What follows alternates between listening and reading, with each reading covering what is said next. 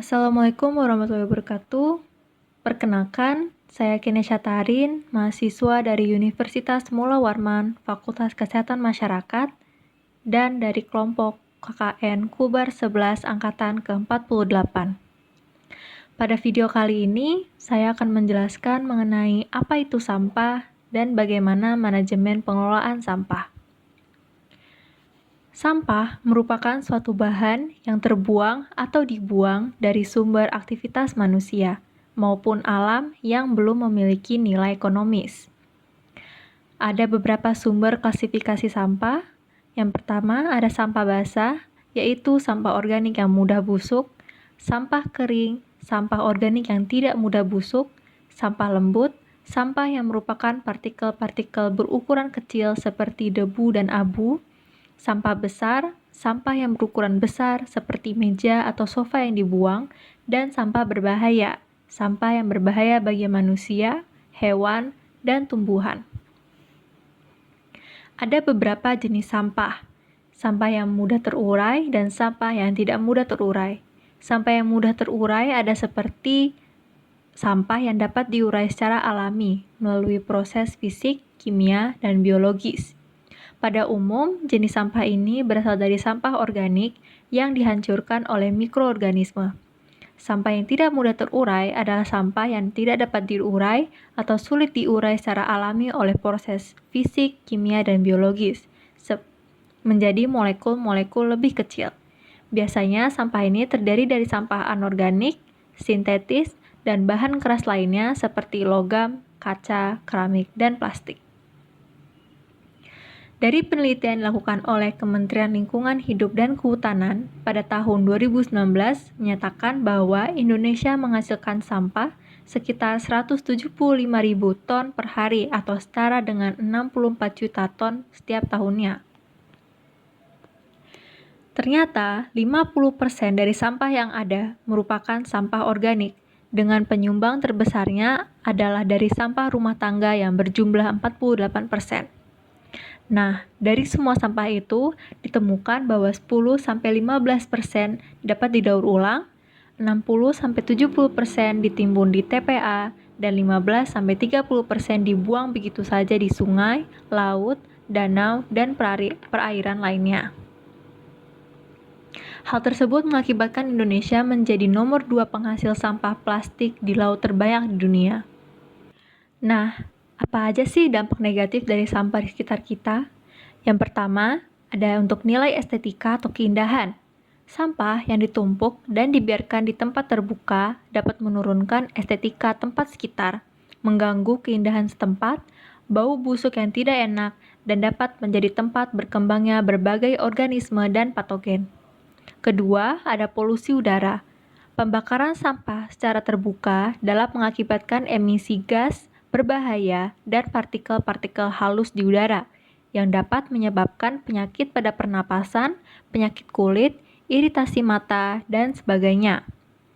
Ketiga, ada kontaminasi pada air.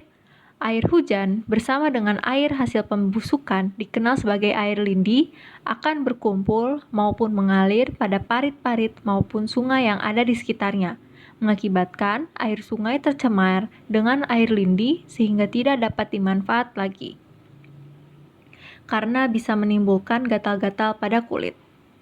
Keempat, ada sumber penyakit.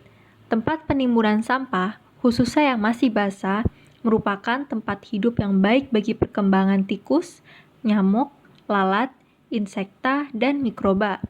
Binatang-binatang tersebut dapat menyebarkan maupun menyebabkan timbulnya penyakit untuk masyarakat sekitar tempat pembuangan sampah. Tumpukan sampah merupakan awal dari segala masalah, yang dimana pada tumpukan sampah kita dapat menemukan sarang hewan-hewan kotor yang merupakan sumber penyakit yang dapat menyebabkan gangguan kesehatan seperti kolera, diare, infeksi cacing gelang.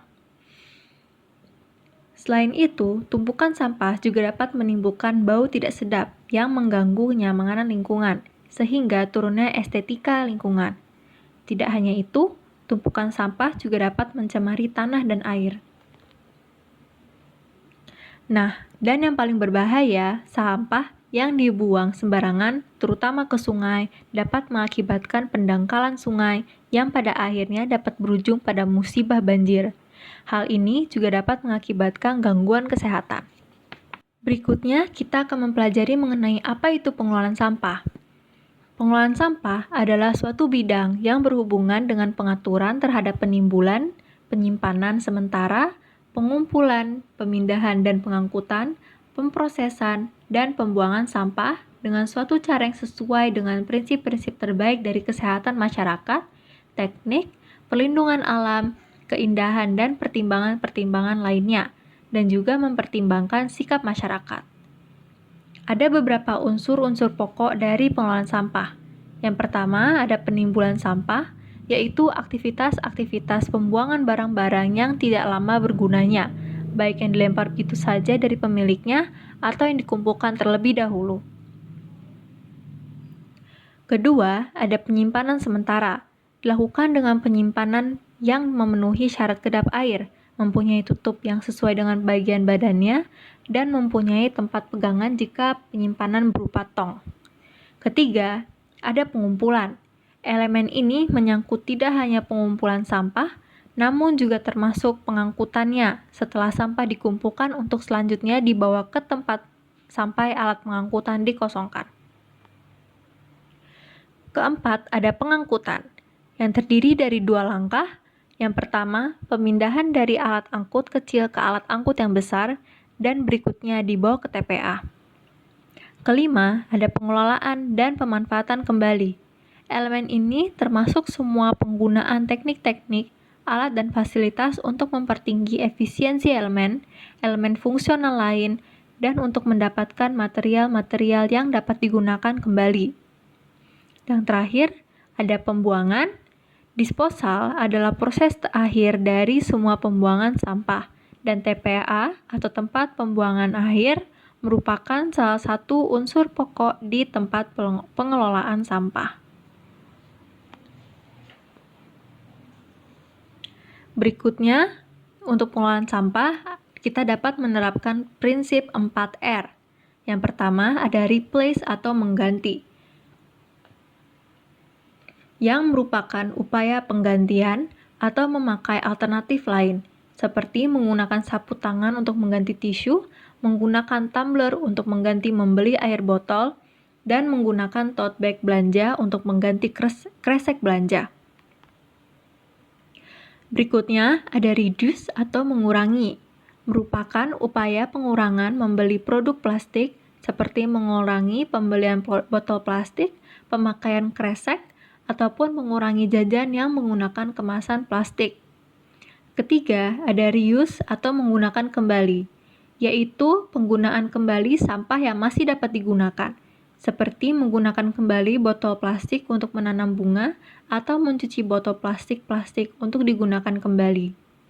Keempat, ada recycle atau daur ulang, yaitu daur ulang sampah menjadi barang-barang baru, seperti membuat tas dari bungkus kopi atau boneka dari tutup botol.